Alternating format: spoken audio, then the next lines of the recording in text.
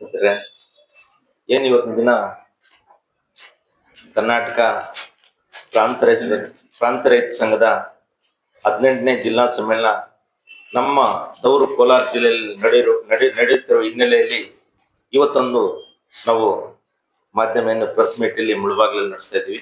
ಆದ್ಮೇಲೆ ಏನು ಪ್ರತಿ 3 ವರ್ಷಗಳಿಗೊಮ್ಮೆ ನಮ್ಮ ಕರ್ನಾಟಕ ಪ್ರಾಂತ ರೈತ ಸಂಘವು ತಾಲೂಕು ಮಟ್ಟದಿಂದ ಮತ್ತೆ ಜಿಲ್ಲಾ ಮಟ್ಟದಿಂದ ಮತ್ತು ರಾಜ್ಯ ಮತ್ತು ರಾಷ್ಟ್ರ ಮಟ್ಟದಲ್ಲಿ ಪ್ರತಿ ಮೂರು ವರ್ಷಗಳಿಗೊಮ್ಮೆ ನಾವು ಒಂದು ಸಮ್ಮೇಳನ, ಒಂದು ಕಾನ್ಫರೆನ್ಸ್ ನಡೆಸ್ತೀವಿ.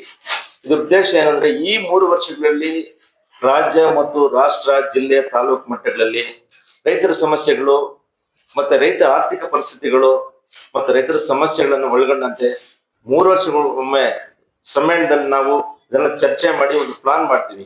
ಮುಂದಿನ 3 ವರ್ಷಗಳಲ್ಲಿ ಈ ರೈತರ ಸಮಸ್ಯೆಗಳನ್ನ ಯಾವ ರೀತಿ ನಾವು ತಗೊಂಡೋಗ್ಬೇಕು, ಯಾವ ರೀತಿ ಪರಿಹಾರ ಮಾಡ್ಬೇಕು ಅನ್ನೋ ನಿಟ್ಟಿನಲ್ಲಿ ನಾವೊಂದು ಯೋಜನೆ ಹಾಕೊಳ್ತೇವೆ. ಅದಕ್ಕೆ ಈ ಒಂದು ಸಮ್ಮೇಳನ 3 ವರ್ಷಗಳಿಗೊಮ್ಮೆ ನಾವು ಮಾಡ್ತೀವಿ. ಸರ್, ಈಗ ನಮ್ಮ ಜಿಲ್ಲೆನೆ, ನಮ್ಮ ರಾಜ್ಯ, ನಮ್ಮ ಜಿಲ್ಲೆನ ತಗೊಂಡ್ರೆ ನಮ್ಗೆಲ್ಲ ಗೊತ್ತಿದೆ, ಕೇಂದ್ರ ಸರ್ಕಾರದ ರೈತ ವಿರೋಧಿ ನೀತಿಗಳೇನು. ಒಂದು ಕಡೆ ಸ್ಮಾರ್ಟ್ ಮೀಟರ್ ಇರ್ಬೋದು, ಮತ್ತೆ ವಿದ್ಯುತ್ ಖಾಸಗೀಕರಣ ಇರ್ಬೋದು, ಮತ್ತೆ ರೈತರಿಗೆ ಬೆಂಬಲ ಬೆಲೆ ನೀಡ್ಬೇಕಂತ ಹೇಳ್ದು ಹಲವಾರು ವರ್ಷಗಳಿಂದ ನಾವು ಸ್ವಾಮಿನಾಥನ್ ವರದಿ ಜಾರಿ ಮಾಡ್ಬೇಕು ಅಂತ ಹೇಳ್ತು ಈ ದೇಶದಲ್ಲಿ, ಈ ರಾಷ್ಟ್ರದಲ್ಲಿ ಮತ್ತೆ ಈ ರಾಜ್ಯದಲ್ಲಿ ನಮ್ಮ ಹೋರಾಟ ನಿರಂತರವಾಗಿ ಸಾಕ್ತಾನೆ. ಆದ್ರೆ ನಮ್ಮ ಘನ ಸರ್ಕಾರ ಯಾವುದನ್ನ ಸ್ವಾಮಿನಾಥನ್ ವರದಿ ರೈತರಿಗೆ ಬೆಂಬಲ ಬೆಲೆ ನೀಡೋದ್ರಲ್ಲಿ ವಿಫಲ ಆಗಿದೆ. ಇದನ್ನ ಈ ಒಂದು ಸಮ್ಮೇಳನದಲ್ಲಿ ನಾವು ರೈತರಿಗೆ ಬೆಂಬಲ ಬೆಲೆ ನೀಡಬೇಕು ಸರ್ಕಾರದಲ್ಲಿ ಒತ್ತಾಯ, ಈ ಸಮ್ಮೇಳನ ಒತ್ತಾಯ ಮಾಡ್ತೀವಿ. ಅದೇ ರೀತಿ ತಮಗೆ ಗೊತ್ತು, ನಾವು ಯಾವಾಗ್ಲೂ ನಾವು ಹೋರಾಟ ಮಾಡಿದಾಗಲೆಲ್ಲ ನಾವು ಈ ಒಂದು ಪ್ರಸ್ತಾಪ ಮಾಡ್ತೀವಿ. ಯಾರು ನಮ್ಮ ಲೋಕಸಭಾ ಸದಸ್ಯರು ಇರ್ಬೋದು, ನಮ್ಮ MLA ಯಾರು ಇದನ್ನ ನಾವು ಮಾಧ್ಯಮದಲ್ಲಿ ದಯವಿಟ್ಟು ಈ ಸಬ್ಜೆಕ್ಟ್ ಅನ್ನ ಸ್ವಲ್ಪ ಹೈಲೈಟ್ ಮಾಡ್ಬೇಕು. ಮತ್ತೆ ಈ ಸಬ್ಜೆಕ್ಟ್ ಅನ್ನ ಈ ಸರ್ತಿ ಅಂತ ನಾವು ಸಮ್ಮೇಳನ ತೀವ್ರವಾಗಿ ಇದನ್ನ ಸೀರಿಯಸ್ ಆಗಿ ತಗೊಳ್ತೀವಿ. ಏನಂದ್ರೆ ಕಳಪೆ ಬಿತ್ತನೆ ಬೀಜ, ಕಳಪೆ ನರ್ಸರಿ ತಾಲೂಕಲ್ಲಿ ಎಲ್ಲಿ ನೋಡಿದ್ರು ಒಂದು ಸಿಕ್ಕಿದ್ರ ನರ್ಸರಿ ಆ ಬೀಜವನ್ನು ಎಲ್ಲಿ ತರ್ತಾನೆ, ಏನು ಆ ಕಂಪನಿ ಏನು, ಅದಕ್ಕೆ ಮಾರ್ಕಿಂಗ್ ಏನು, ಎಷ್ಟು ದಿನ ಇರಬೇಕು, ಏನ್ ಗೊಬ್ಬರ ಕೊಡ್ಬೇಕು, ಅದಕ್ಕೆ ಯಾವ ಲೈಸೆನ್ಸ್, ಒಂದು ನರ್ಸರಿಗೂ ಲೈಸೆನ್ಸ್ ಇಲ್ಲ, ದಯವಿಟ್ಟು ಒಂದು ನರ್ಸರಿಗೂ ಲೈಸೆನ್ಸ್ ಇಲ್ಲ. ಮತ್ತೆ ಗೊಬ್ಬರಗಳು, ಕ್ರಿಮಿನಾಶಕಗಳು. ಈಗ ಬಂಗಡಿಯವ್ರು ಹೇಳ್ತಾನೆ, ಸರ್ ನೀವು ಇದು 1,500 ಆಯ್ತು ಸರ್, ನೀವು ಬಂದಿದ್ದಕ್ಕೆ 500 ರೂಪಾಯಿ ಅಂತಾನೆ. ಈಗ ನಿಮ್ಗೆಲ್ಲ ಗೊತ್ತು ಈ ಸೆಂಟಿಮೆಂಟ್, ಈ ಡೈಲಾಗ್ ನೀವೆಲ್ಲ ಹೋಗ್ತೀರಾ. ಒಂದ್ ಅಂಗಡಿಗೆ ಹೋದ್ರೆ, ಸರ್ ನೋಡಿ ಸರ್ ಇದು MRP 1000 ಆಯ್ತು ಸರ್, ನೀವು ಬಂದಿದ್ದಕ್ಕೆ 500 ರೂಪಾಯಿ ಅಂತಾನೆ. ಅಲ್ಲಿಗೆ ಎಷ್ಟು ಲಾಭ ಅಂಗಡಿಯವ್ರಿಗೆ? ಇದನ್ನ ಅಗ್ರಿಕಲ್ಚರ್ ಅವರು ಮಾತಾಡಲ್ಲ, ಹಾರ್ಟಿಕಲ್ಚರ್ ಅವರು ಮಾತಾಡೋದಿಲ್ಲ, ಬಿಡಿ ಈಗ ಬೇರೆ ಬೇರೆ ಮಾತಾಡ. ಇದನ್ನು ಸಹ ಈ ಸಮ್ಮೇಳನದಲ್ಲಿ ನಾವು ಚರ್ಚೆಗೆ ತರ್ತೀವಿ. ಅದೇ ರೀತಿ ನಮ್ಮ ಕೋಲಾರ ಜಿಲ್ಲೆಯಲ್ಲಿ ಸುಮಾರು ನಮಗ್ ಗೊತ್ತಿದ್ದಂಗೆ ಎಲ್ಲ 5 ತಾಲೂಕಲ್ಲಿ ಸೇರಿನು ಒಂದು 60,000 ಅರ್ಜಿಗಳು ವಜಾಗಿದೆ. ಏನ್ ಅರ್ಜಿಗಳು? ಏನು ಉಳುವನಿಗೆ ಭೂಮಿ ಕೊಡ್ಬೇಕು ಅಂತ ಹೇಳ್ಬಿಟ್ಟು ಸರ್ಕಾರ ಆದೇಶ.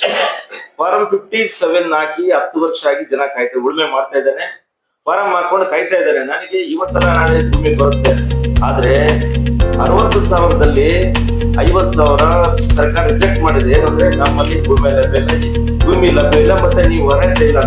ಅದಕ್ಕೆ ನಮ್ಮದೇನು ಈ ಸಮ್ಮೇಳನ ಸರ್ಕಾರ ಒತ್ತಾಯ ಮಾಡ್ತಾ ಇದ್ವಿ, ಏನ್ ನೀವು ರಿಜೆಕ್ಟ್ ಮಾಡಿದಿರೋ 50,000 ಅರ್ಜಿಗಳನ್ನ ನಮ್ಮ ತಾಲೂಕಲ್ಲೂ ಸಹ 7,000, ನಮ್ಮ ತಾಲೂಕಲ್ಲಿ 13,000 ಅರ್ಜಿ ಬೇಕಾದ್ರೆ ನೀವು ಅಂಕಿ ತಗೊಂಡು 15,000 ಹಾಕಿರೋದು 13,000 ರಿಜೆಕ್ಟ್ ಆಗಿದೆ.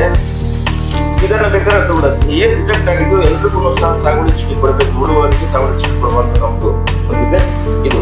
ಮತ್ತೆ ಏನು ಈ ಇಷ್ಟೊತ್ತು ನಮ್ಮ ಗೀತಮ್ಮ ಅವರು ಹೇಳಿದ್ರು, ಕೃಷಿ ಆಧಾರಿತ ಕೈಗಾರಿಕೆಗಳು ನಮ್ಮಲ್ಲಿ ಜಿಲ್ಲೆಯಲ್ಲಿ ಇಟ್ಟಿಲ್ಲ. ಅದಕ್ಕೆ ಈಗ ಟೊಮೊಟೊ, ನಮ್ಮ ಮುಖ್ಯವಾಗಿ ಟೊಮೊಟೊ ಇದೆ. ಟೊಮೊಟೊಗೆ ಎಲ್ಲಾದ್ರೂ ಈ ತಾಲೂಕಲ್ಲಿ ಒಂದು ಫ್ಯಾಕ್ಟರಿ ಏನೋ ಒಂದು ಕೋಲ್ಡ್ ಸ್ಟೋರೇಜ್ ಒಂದು ಫ್ಯಾಕ್ಟರಿ ಮಾಡಲೇಬೇಕು. ಮತ್ತೆ ಮಿಕ್ಕಿದ ವಿಷಯಗಳು ಬೆಂಬಲ ಬೆಲೆ, ಮತ್ತೆ ನೀವು ಈ P ನಂಬರ್ ಕೋಡಿಗಳು ಏನು ಮಂದಗತಿಯಲ್ಲಿ ಏನು ನಮ್ಮ ಸಾಗುವಳಿ ಚೀಟಿ ಕೊಡೋ ವಿಷಯದಲ್ಲಿ ಇರ್ಬೋದು, P ನಂಬರ್ ತೆಗೆಯುವ ವಿಷಯಗಳು, ಇನ್ನ ಹಲವಾರು ಸಮಸ್ಯೆಗಳು. ಮತ್ತೆ ಏನು ನಾವು ಮುಖ್ಯವಾಗಿ ಬರ್ಬಿಟ್ವಿ, ಏನು ಮುಖ್ಯವಾಗಿ ಅರಣ್ಯ ಇಲಾಖೆದು ನಮ್ಮ ಜಿಲ್ಲೆಯಲ್ಲೇ ಫಸ್ಟ್ ಆಗಿದೆ. ಅದು ಶ್ರೀನಿವಾಸಪುರ ಫಸ್ಟ್ ಆಯಿತು.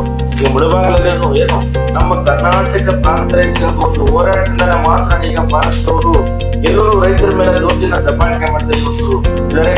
ಇದನ್ನ ಇನ್ನು ಮುಂದೆನೂ ಸಹ ಏನು ಸರ್ಕಾರ ಇರ್ಬೋದು, ಫಾರೆಸ್ಟ್ ಇರ್ಬೋದು, ಇವರು ರೈತರು ಯಾರು ಈಗಾಗಲೇ ಉಳ್ಮೆ ಮಾಡ್ಕೊಂಡು ಏನಿದಾರ ಆ ರೈತರ ಮೇಲೆ ಯಾರು ಉಪಯೋಗಿಸಬಾರ್ದು, ದೋಷಿನ ಮಾಡಬಾರ್ದು. ಇದ್ರ ಬಗ್ಗೆನೂ ನಾವು ಸರ್ಕಾರದಲ್ಲೇ ರೈತರಿಗೆ ಅನುಕೂಲ ಆಗೋ ರೀತಿ ಕಾನೂನು ತರಬೇಕಂತ ಸರ್ಕಾರದಲ್ಲಿ ಒತ್ತಾಯ ಮಾಡ್ತೀವಿ. ಈ ಸಮ್ಮೇಳನದಲ್ಲಿ ರೈತರ ಪರವಾಗಿ ಇನ್ನ ಹಲವಾರು ವಿಷಯಗಳು ನಾವು ನಿರ್ಣಯ ತಗೊಳ್ತೀವಿ.